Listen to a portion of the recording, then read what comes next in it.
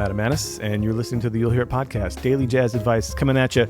Day 3 of my solo week here at the piano. I'm having a good time rolling through these. We're doing this series this week on very basic jazz theory, just kind of the nuts and bolts of some things that we get asked a lot about. And we're calling it How Does That Work? Because I thought it was mildly funny. So today is chord subs. How does that work? Which is something we get asked a lot about here. And by chord subs, I'm talking about chord substitutions. So let's define what a chord substitution is. So anytime we have any chord progression, as jazz musicians, we have options to substitute whatever the agreed upon chord is, or the typical chord you might play, for a number of options. And sort of the more you level up in jazz and understand the inner workings behind it, the more options you can use as you're playing through something. So if we take a tune like Have You Met Miss Jones?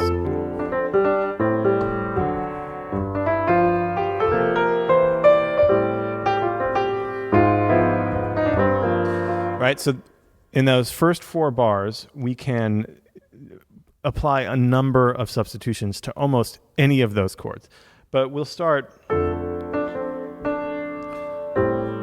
So here we have a 3-6 going to the 2, right? We have A minor, D7 to G minor 7. So our very level 1 chord substitution is what's called a tritone substitution. This can be used on any dominant 7th chord, really, especially ones that are going somewhere. But if we have a 3-6 here, we can use the same, we can use the dominant 7 chord a tritone away from the dominant chord we're using here. In this case, it's D7, so we can use an A flat 7 as the tritone sub going to G minor, right? So we have F major 7, A minor 7, and instead of D7 flat 9, we'll use A flat 7 sharp 11, right? So when we're soloing over this, it gives us this chromatic movement. You might not do this substitution during the melody because it will clash with the melody, and that's something to consider whether you're playing the melody or you're soloing. But when we're soloing, these substitutions are often used by jazz musicians as ways to sort of slip in and out of what our ear is expecting. When you're playing the melody, that's a whole other story, and it's definitely something to consider with your substitutions. You don't want to do anything that's going to clash with the melody. Melody is always king. So that's kind of the level 1, right? The first thing that everybody talks about is the tritone substitution. But there are several others you can do. Yesterday, we were talking about the diminished chord and the diminished scale. And one of my favorite substitutions is on a 1 chord, especially at the end of a resolution, say, of a ballad. Most American songbook ballads end with the melody on the tonic. Right? This is a perfect opportunity to use a diminished chord. Even if it's just for a second. It's great. You can do it on the first note of a tune.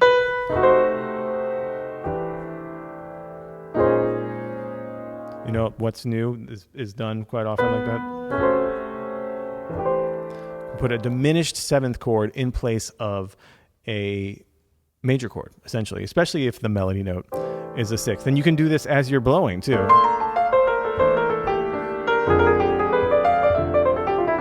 Right, so that's a 2-5 in F, G minor 7, C7. And instead of F major 7, we do F diminished 7. Complete with that diminished scale. The whole half diminished scale. Provides a nice airy sound to the proceedings, and it's really, really nice to play, and usually gets a bit of stank face on your audience, a little bit of a woo. Okay, so our third substitution, how does that work? We're going to do a chromatic substitution that you hear often, and maybe you don't know what it is. This again can happen inside of a 2-5-1. So if we again if we're on our 2-5-1 in F. I don't know why I'm playing that lick so much today, but I'm really enjoying it.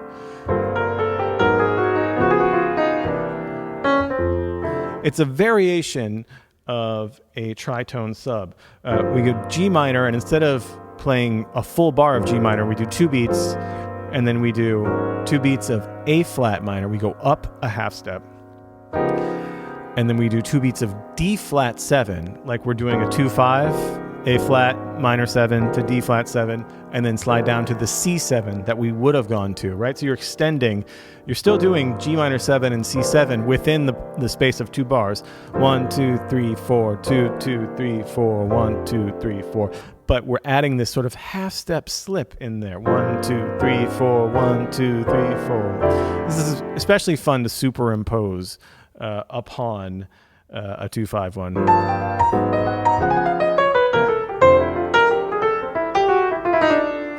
Really, really fun, really, really slick. So those are what typical chord substitutions are. There's a mess of them, and they can get very complicated. They can even get a little more basic. One that I kind of glossed over, but is a really fun one, is on a 2-5-1. Instead of a Dorian, a D minor 7, G7, C7, if we're in the key of C, you can use a dominant, right? You hear this one all the time.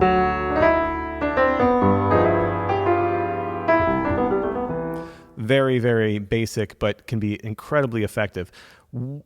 Why do we use these? We use these to add variety, to add novelty to our playing, to add drama, to really defy what expectations we've set up. So you might not throw every single substitution you know and every single tune that you do from the very first chorus. These can be something that you kind of keep in your hip pocket and you bring out when things are starting to get interesting, right? Don't overplay these. Use these in a very tasteful way, and you're going to get a lot of miles out of them. And listen for them. There's a ton of them in every recording you like, I'm sure. Some are superimposed, some are there on purpose, but they're everywhere. And they're part of our bag of tricks, or the language of the music. So yeah, that's it for today. That's How Does That Work? Chord subs. Just kind of rolling through these. It's nice not to have the companion here, slowing me down, dragging me through I'm just kidding. I miss you, Pete. Hope you're having fun over in Europe. And we'll do this again tomorrow. Don't forget to go to openstudiojazz.com. We have a brand new course called Jazz Piano Technique Volume 1 Pentatonics, where Peter and I actually have 20 guided practice sessions, each one practicing with you, getting your chops up to hopefully the best they've been. And it's really, really fun, and hopefully you've checked it out by now. But if you haven't, go to openstudiojazz.com and check out the new Jazz Piano Technique course. And until tomorrow, you'll hear it.